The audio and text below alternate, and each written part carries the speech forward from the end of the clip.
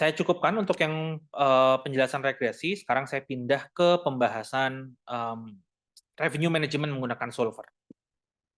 Oke, saya pindah worksheet. Oke. Nah, untuk kasus revenue management yang dibantu menggunakan solver, ini kita sudah tidak melakukan kalkulasi manual seperti sebelumnya ya. Jadi kita langsung nanti mencari objective function-nya mau seperti apa, constraint-nya apa saja, kemudian langsung kita running by solver. Nah, kasus yang ada di sini adalah kasus ini ya, coba kita baca bersama. A retailer has purchased 400 ski parkas. Parka tuh yang jaket tebel ya, jaket tebel ski itu kayak coat tapi yang ada bantalan-bantalannya before the start of the winter. Jadi sebelum musimnya berjalan, jadi kita sudah antisipasi dulu ya, si retailer sudah antisipasi dulu, mereka beli 400 ski parkas ya. Jadi mereka beli 400 di mana modalnya gitu ya, harga per parkanya itu adalah $100. Ya. Jadi kalau teman-teman pengen tahu order uh, produk cost-nya berapa gitu ya, produk cost-nya berapa, tinggal dikalikan aja, berarti 400 dikalikan $100, berarti 4.000. 40.000 ya, 40.000. Ya. The season last 3 months, asumsinya karena 1 tahun 12 bulan ya, di mana kalau luar negeri itu kan ada 1 tahun 12 bulan, di mana per musimnya itu ada 4 musim ya, per musimnya berarti 12 dibagi 4, berarti sama dengan 3 bulan. Benar ya? The season last 3 months, jadi winternya ada 3 bulan. Hence, the forecast demand is divided into each month. Ya, jadi asumsinya nanti demand-nya mengikuti per bulannya. Asumsinya bulan pertama masih belum terlalu winter gitu ya, jadi mungkin permintaannya tidak terlalu besar. Bulan kedua mulai winter gitu ya, jadi mungkin orang-orang sudah mulai beli. Bulan ketiga asumsinya winter-winternya gitu ya, pas musim-musim dingin-dinginnya, sehingga estimasi permintaannya juga semakin naik gitu ya. Kalau dilihat di sini gitu ya, kalau di sini dilihatnya dia semakin bulannya semakin banyak, maka asumsinya bulannya sudah agak lewat gitu ya. Taunya dari mana Pak? Taunya dari koefisiennya. Karena semakin banyak bulannya, semakin tinggi bulannya, dia semakin sensitif terhadap harga. Ya, ini 1,3, ini 1,8. Ya, jadi mungkin demand-nya semakin turun gitu. Oke. Kemudian buying cost-nya adalah 100 ya, sama seperti yang di sini dijelaskan. Nah, kemudian pertanyaannya adalah seperti berikut. If the retailer charge a constant price, jadi kalau misalnya kita pakai single price seperti sebelumnya, jadi konstan selama 3 bulan, seperti apa kira-kira profitnya, gitu ya, revenue dan profitnya. Jadi kita akan lihat bersama. Kemudian pertanyaan B adalah how should the retailer vary the price? Jadi kalau misalnya dibedakan harganya, bedainnya gimana, gitu ya. Kalau tadi kan kita menghitungnya manual. Nah, kalau teman-teman mau membedakan 12 harga, kan pusing ya kalau harus ngitung manual. Jadi kita dibantu sama solver. Nah, ini kita mencoba mencari 3 harga berbeda. Oke, over the 3 months to maximize revenue. Oke. Kemudian pertanyaan C adalah how much gain in profits result from dynamic pricing. Kalau tadi contoh pertama kita pakai menu pricing, kalau yang sekarang kita mencoba menggunakan dynamic pricing. Secara hakikat sebenarnya sama saja gitu ya, cuma pengistilahannya saja yang berbeda. Oke, kita mulai dari yang A dulu. Gimana kalau kita tetapkan constant price gitu ya. Oke, ini still recording ya. Oke, still recording. Oke, kalau kita pakai fixed pricing, jadi kita menggunakan rumus yang sama teman-teman ya. Ini saya zoom in dulu. Jadi kita menggunakan rumus ini, jadi ini adalah objective function-nya. Jadi maksimasi PI dikalikan AI minus BI dikalikan PI. Jadi P-nya adalah harganya, AI merupakan konstantanya, BI merupakan koefisiennya. Ya, jadi kita maksimasi ini. Kemudian subject to-nya atau constraint-nya kita menggunakan ini. Jadi AI minus BI dikalikan PI kurang dari sama dengan Q, ya quantity-nya. Nanti kita akan lihat quantity-nya pakai apa. Oke. Ini untuk yang tambahannya, constraint tambahan di mana AI dikurangi BI kali PI lebih dari sama dengan 0. Ini adalah constraint yang menjamin bahwa tidak ada nilai negatif yang diperbolehkan di sini, gitu ya. Nah, sebelum kita masuk ke solver, ini sudah saya screenshotkan untuk solvernya ya. Nanti teman-teman silahkan dicoba di pause videonya, kemudian teman-teman coba kerjakan dulu sendiri. Kalau bingung silahkan dicek di kuncinya di sini ya. Jadi sudah saya sediakan kuncinya. Oke, teman-teman silahkan bikin dulu tabelnya seperti ini. Ini belum saya tabel ya, ini coba saya tabelkan. Oke. Oke. Nah, informasi pertama tadi diketahui di soal bahwa si retailer sudah beli duluan produknya sebanyak 400. Nah, ini berarti kita masukkan sebagai inventory sebanyak 400 ya. Kemudian segmennya tadi dibedakan sesuai bulan. Ada bulan pertama, bulan kedua, dan bulan ketiga. Harganya, oke ini karena sudah optimasi ya, saya setting 0 dulu. Oke, setting 0. Nah, hal yang perlu diperhatikan di sini teman-teman bahwa harganya nantinya adalah harga P1 ya, P2 dan P3 itu harus sama ya, harganya harus sama. Karena kan single price yang akan kita gunakan gitu ya. Kemudian untuk demand-nya ini saya klik calculate. Oke. Karena price-nya masih 0, maka demand-nya ya kembali ke basic ya. Di mana konstantanya adalah 300 ya. Jadi saya oke. Ya. Konstantanya adalah 300 dikurangi C32. Untuk yang segmen kedua, sorry. 300 dikurangi 1,3 dikalikan C33 untuk yang segmen ketiga 300 dikurangi 1,8 dikalikan C34 ya. Ini sesuai dengan kurva demand yang di sini ya. Hanya saja P-nya saya masukkan sekarang, saya substitusi.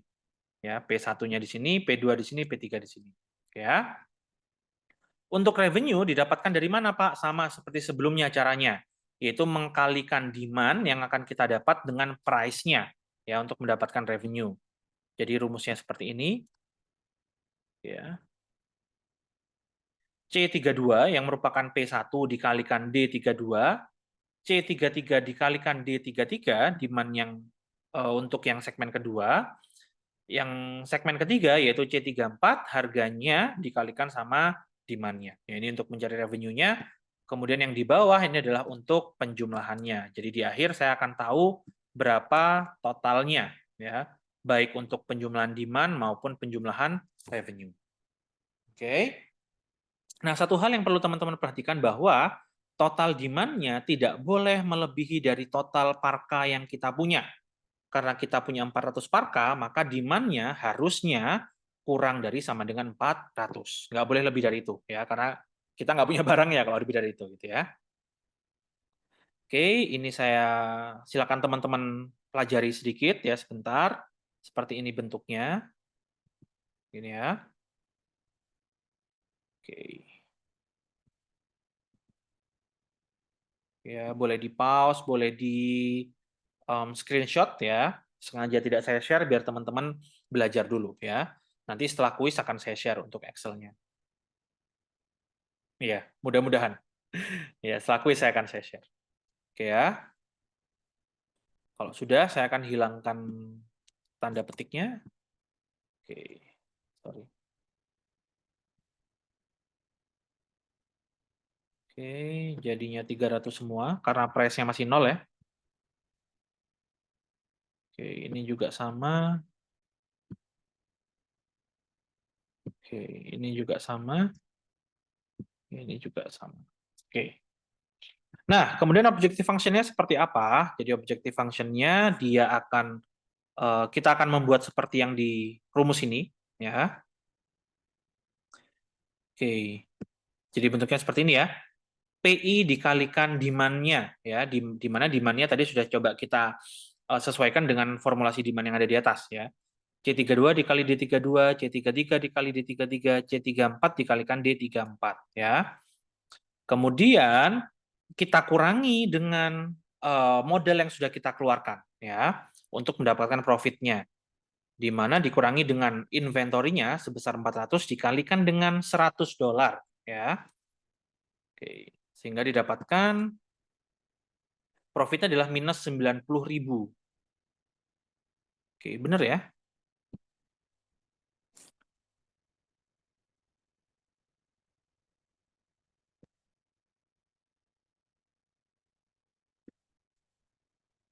Oke, saya kasih kurung dulu biar nggak bingung. Aish. Ya. Oke, nanti kita akan lihat profitnya kira-kira berapa yang bisa kita dapatkan. Kemudian sekarang saya ke solver. Sorry. Data, kemudian solver. Oke.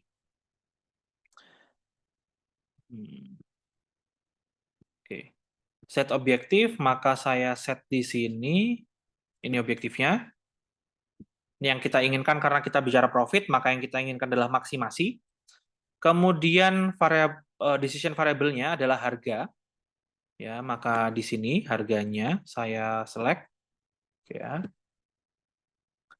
Nah, sekarang constraint-nya. Ya, constraint-nya ini saya delete dulu. Oke. Constraint pertama adalah harganya. Ya, harganya karena kita butuh nilai rupiah gitu ya, maka harga nggak bisa nol ya, maka kita pastikan dulu bahwa angka yang akan muncul adalah angka lebih dari sama dengan nol. Oke, untuk harga. Nah, karena kita state single price, maka juga harus kita state nih. Berarti P1 sama dengan P2. Oke. Kemudian saya tambahkan lagi add P1 ini juga sama dengan P3. Oke, karena single price ya. Oke, jadi P1, P2, dan P3 sama. Jadi kita harus state dulu. Kemudian sekarang terkait demand. Ya. Nah, tadi sudah saya sampaikan bahwa demand-nya harusnya nggak boleh melampaui inventory yang kita punya. Karena kita punya 400 ski parka, maka total demand-nya ya harus menyesuaikan angka tersebut. Maka demand di sini saya set kurang dari sama dengannya apa? Ya, inventory yang kita punya, yaitu sama dengan 400. Oke ya. Kemudian apa lagi yang harus di state? Kayaknya sudah ya. Demand, oke. Coba saya solve. Sudah benar belum ya sama yang di sini? Oke, C32, C33, oke sudah. C32, C34 lebih dari sama dengan 0 sudah. Oke, oke, demand-nya belum. Ya. Oke, demand-nya nggak boleh bernilai negatif. Ya, harus bernilai positif, sorry. Oke. Lebih dari sama dengan 0. Oke. Ya. Kemudian D35 kurang dari C30. Oke, sudah semua. Kemudian solving metodenya kita pakai GRG nonlinear ya. Kemudian kita solve.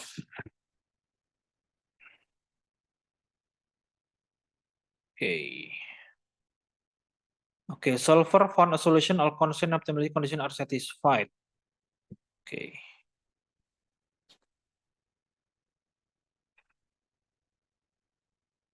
Oke, di sini kenapa 245? It has to be 400 harusnya ya. Oke, berarti ada yang keliru. Oke, coba saya cek dulu solvernya. Oke.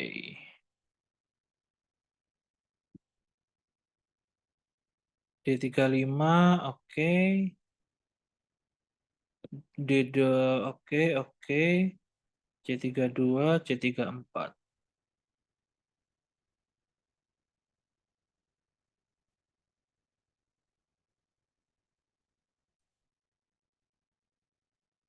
Oke, harusnya nggak ada masalah ya. Oke.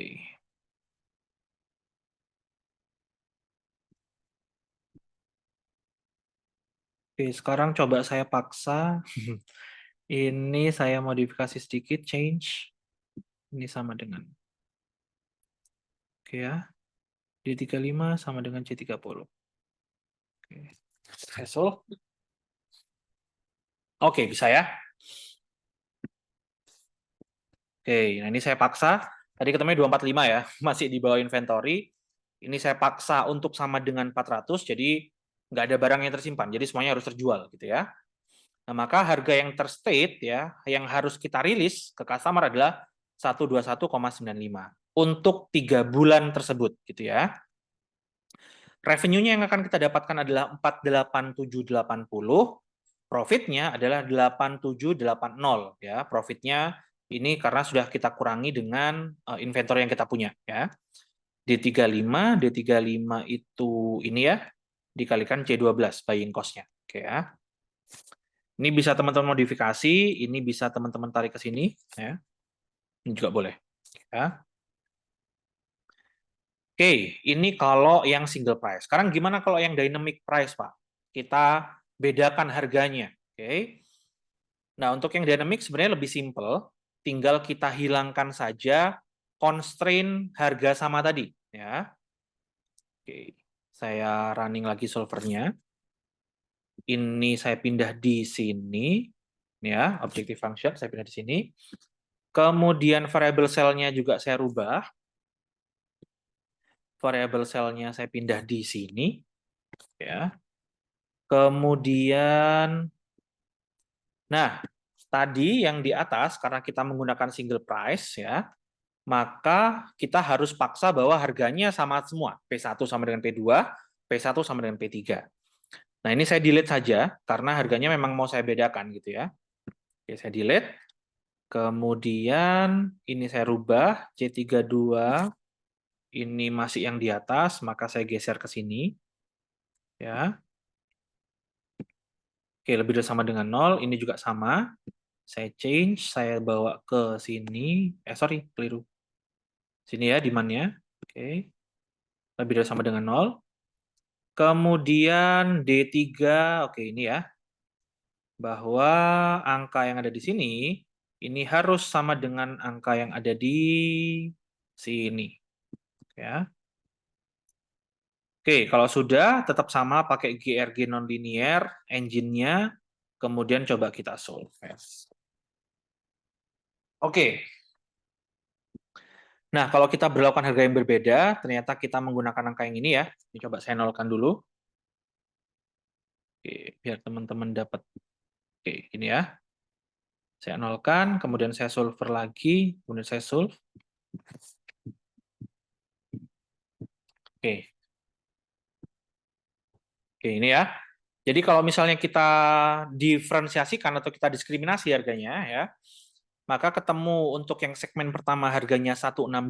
Jadi bulan pertama itu harga yang paling tinggi kita set gitu ya. Karena asumsinya bulan pertama itu pas lagi winter-winternya tuh gitu ya. Bulan kedua berarti winternya sudah mulai agak lewat gitu ya. Harganya kita turunin.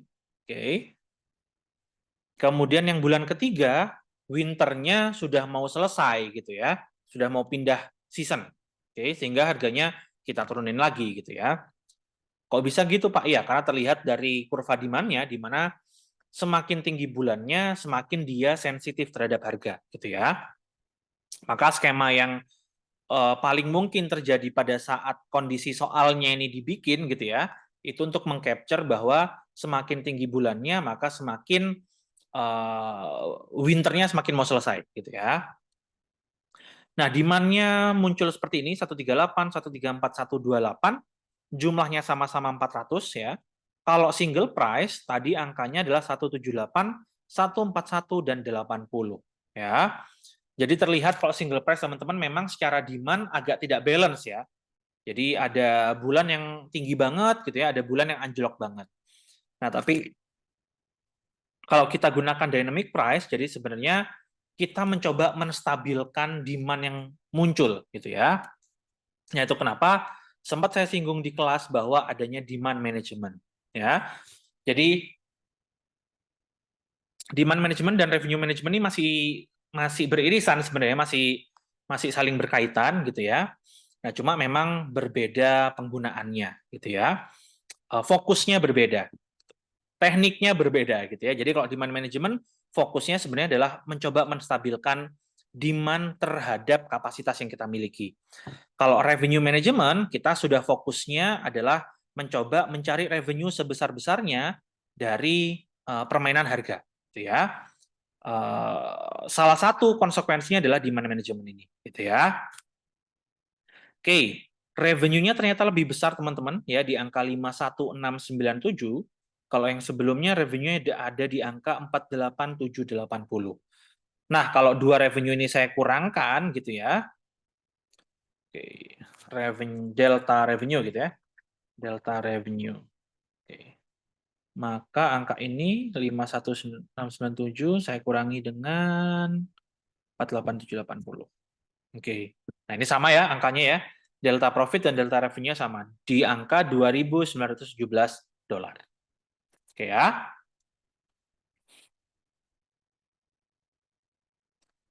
Oke, ini untuk yang kapasitasnya sudah diketahui di awal. Jadi kita sudah sama-sama tahu bahwa kapasitasnya yaitu sebanyak 400 ya, 400 key parkas. Nah, kasus berikutnya yang akan saya sampaikan ke teman-teman, gimana kalau misalnya kita nggak tahu berapa jumlah atau inventory yang kita miliki. Oke. Sehingga yang akan kita cari adalah harga ya. Jadi decision variable-nya nanti ada dua. Harga dan juga berapa produk yang harus kita beli atau kita miliki untuk kemudian kita jual. Oke ya. Itu ada di worksheet berikutnya.